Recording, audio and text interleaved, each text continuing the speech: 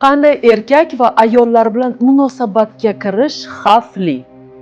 Mana shu yerda muzika qo'ysalaringiz bo'ladi. Da-da-da-dan.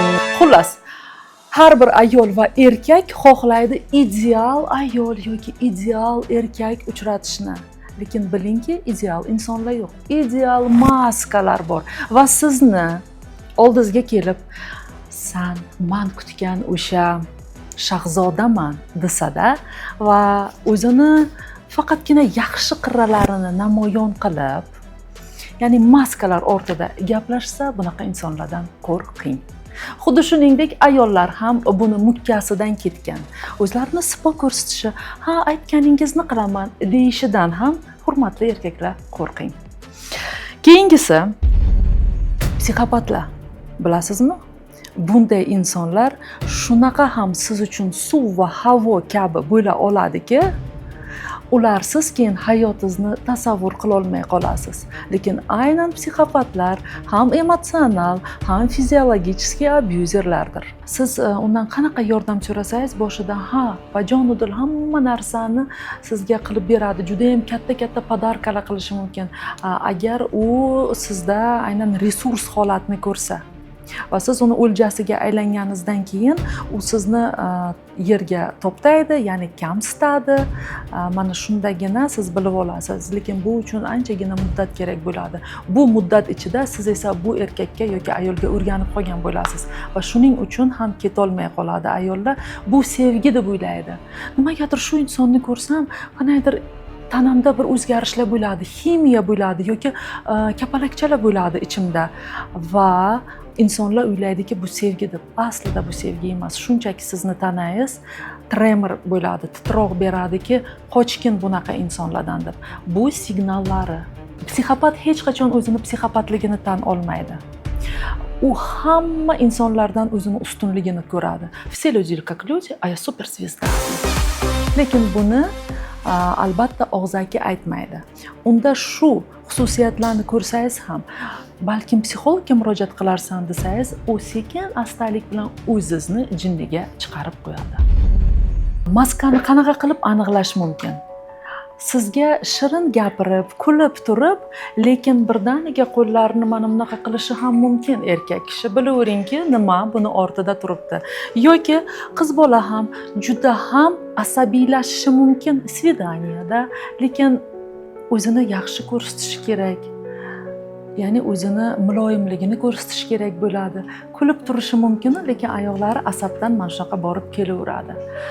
Albatta bu tana harakatlari orqali, ohang, tembr orqali ham bilish mumkin va hech qachon birinchi svidaniyadan siz insonni qandayligini bila olmaysiz. Mana nima uchun biz ba'zida instinktivna, ya'ni o'zimiz anglamagan holda shunaqa narsalar aytiladiki bizga, insonni bilib olishing uchun uni jahlini chiqar deydi. Ana shunday jahlini chiqargan paytingizda boshqa inson o'zini haqiqiy basharasini namoyon qilishi mumkin. Demak, manipulyatsiya. Bu manipulyatsiya. Biz yoshligimizdan onalarimiz ham, dadalarimiz ham ko'p manipulyatsiya qilishganda va bu bizning qon-qonimizga singib ketganki, hattoki ba'zida bilmaymiz ham. Bilasizmi, qachon sezishingiz mumkin? Xuddiki sizni kimdir narsangizni yoki tanangizni qaysidir qismini o'g'irladi-yu va siz mana shu yerda hech narsa qila olmaysiz. Bir g'alati bo'lib o'tiraverasizda yoki o'sha insonga nisbatan jahlingiz chiqadi-yu, lekin gapira olmaysiz. Mana shu manipulyatsiyani tanangizda beriladigan signallari. Masalan, nima deyishingiz mumkin? Onalar juda ko'p manipulyatsiya qiladi. Ayniqsa o'g'illari bilan, "Men seni yedirmay ichirmay katta qildim, sen esa menga mana buni olib bermading yoki mana bu joyga kel deganimda vaqtida kelmading. Hattoki menga telefon ham qilib hol ahvol so'ramaysan, balkim kunida 2-3 marta gaplashgan bo'lishi ham mumkin bu insonlar." Va bunaqa paytda onalar albatta bu o'g'illarni aybdorlik his-tuyg'usiga kirgizadi. Xuddi shunday qizlarini ham, "Sen qiz bola bo'lib turib, nimaga mana bu joylarni yig'ishtirib qo'ymading?" Vaholanki balkim u qizni mazasi yo'qdir. To есть yoshligidan faqat mana shunaqa qilgan bo'lsa, bu bolalar uchun oliy jazoga aylanib qoladi. Yoki yana shunaqa ota-onalar uchraydi.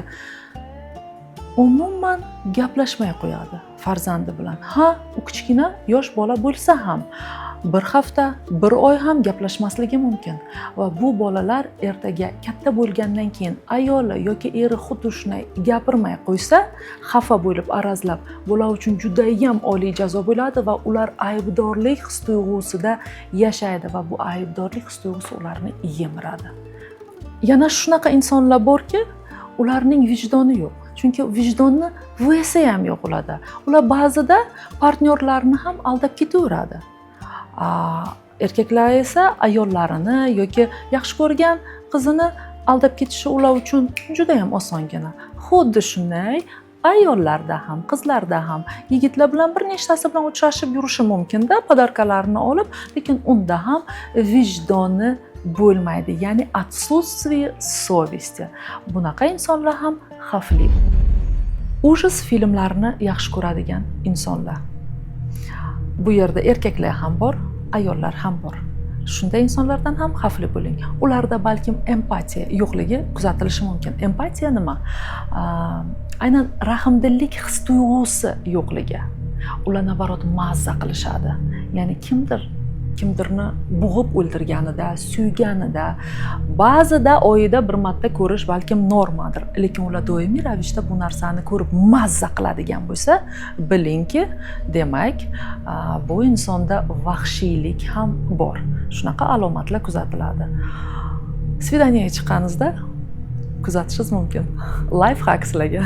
Yana qaysi vaqtlarda bu narsa kuzatiladi? Masalan, yigit va qiz kafega borishdi va yigit noxosdan ofitsiantni so'kishni boshladi, bir oddiygina menyuni vaqtida olib kelmaganligi uchun deylik. Yoki parkovkaga keldida kimdir bilan birdaniga mushlashishi mumkin-da va o'zini yaxshi ko'rgan yoriga birdaniga qarab, jonim, переживать qilmang-da, to есть emotsiyasini birdaniga o'zgarishi, mana bu ham katta belgilardan biri va asosiy signal bu. Mana shunaqa paytlarda insonda bilishingiz mumkin. Bunda bormi o'zi psixopatический наклонностьlar? Erkaklarning tinimsiz partnyorlarini almashtirishi. Bu orqali ular o'zlarini samootsenkasini tiklashi yoki qo'shtirnoq ichida samoutверждаться qilishi yoki seksagalizm bilan shug'ullanishi ham mumkin.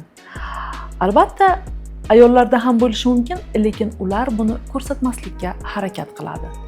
Bu ham aynan munosabatlarga kirishda juda ham katta xavf tug'diradi. Sababsiz rashk. Bizda ayollarda blitz opros o'tkazganimda yaxshi ko'rishini qanday bilasiz desam, rashk qilishidan deydi. Rashk qilsa unda nima qiladi desam, urishi ham mumkin. Ko'ryapsizmi? Shunchalik normaga kirib qolgan. Lekin aslida bu norma emas. Va mana shu yerda sizni sababsiz rashk qilaversa, erkak ham, ayol ham va doimiy ravishda kontrol qilsa, bilingki, ertaga bu sizni psixikangizni buzadi. Vahshiylik, shafqatsizlik, zo'ravonlik bular ham aynan oila qurishda yoki erkak va ayol munosabatlari qurishida yaxshilikka olib kelmaydi. Bu munosabatlar baribir buziladi. Зависимость. Masalan, chakishi mumkin. Chakishni tashlatdi, igromaniyaga o'tirib qoldi. Yoki alkogolizm. Buni tashlamoqchida pornografiyaga o'tirib qolishi mumkin. Bu ham yaxshilikka olib kelmaydi. Nesvobodniy partnyor. Biz juda ko'pchilik oxirgi paytlarda uchrashi mumkin. Любовный треугольник deydi. Sevgi uchburchagi. Agar bu insonni ayoli bo'lsa, umuman bu inson bilan kirmang munosabatlarga. Biz buni bilamiz, lekin bu inson sizga o'zini yaxshi tomonlarini, ideal tomonini ko'rsatavergandan keyin biz shunchaki sen bilan do'st bo'lamiz deydi. Vaholanki siz unga o'rganib qolasiz va u sizda doimiy ravishda dopamin, serotonin, baxt gormonlari ajralib chiqavergandan keyin siz unga yopishib olasiz. Hoji aka, bir aka ketmang deydi-ku, xuddi shunga o'xshabda. Sizda savol tug'ilishi mumkin. Qanaqa qilib bilsam bo'ladi? eng to'g'ri javobni sizga tanangiz beradi. Agar svidaniyaga chiqdingiz, sizda birdaniga tez yurak urishi yoki potet qiladi ladoshkalar, terlashi va svidaniyada hattoki o'tirib uni keyin uyga kelganingizdan keyin nima haqida gaplashdik, o'zi nima kiyimda edi, sizni umuman esingizda yo'q va bilingki, mana shunaqa paytda tanangiz sizga signal berayotgan bo'ladi, qochib qol bu joydan. Ya'ni sizda tremor, xuddi temperatura, hattoki temperatura ham chiqadi svidaniyadan keyin. Darrov, "Voy, meni ichimda kapalakchalar uchib yuribdi" deb sevgi og'ishiga bu sevgi ekan deb birdaniga bu munosabatlarga kirishib ketmang. Keyingisi, siz bu inson bilan ko'chaga chiqqaningizda yoki odamlar orasiga chiqqaningizda uyalasiz. Ishqilib kimdir ko'rib qolmasin desangiz. Va yana bitta izmenishkilar, ya'ni doimiy ravishda patologicheski xiyonat qilib yuradi. Ko'p ayollar o'ylaydiki, demak meni qayerimdadir nuqson bor. Yo'q, shunaqa insonlar borki, ular doimiy ravishda o'rganib qolgan partnyor almashtirishga. Agar sizda yana savollar tug'ilsa, albatta kommentariyada yozib qoldiring savolingizni. Keyingi efirlarim shular asosida bo'ladi va shuncha sizga manfaatli bo'lishi uchun yoritib boraman.